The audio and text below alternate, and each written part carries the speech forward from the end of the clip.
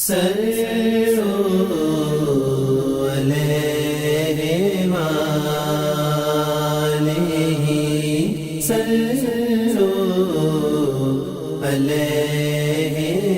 نبی صلی اللہ علیہ وآلہ وسلم ہے،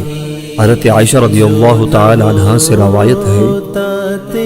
کہ اسماء بنت ابو بکر رضی اللہ تعالی عنہما باریک کپڑے پہن کر حضور پاک صلی اللہ علیہ وآلہ وسلم کے سامنے آئیں۔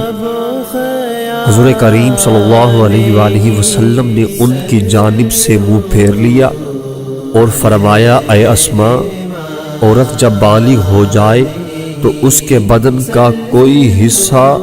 ہرگز نہ دکھائی دینا چاہیے سوائے اس کے اور اس کے، اور اشارہ فرمایا اپنے منہ اور ہتھیلی کی جانب، یعنی منہ اور ہتھیلی کے علاوہ عورت کا سارا حصہ چھپا ہونا لازمی ہے۔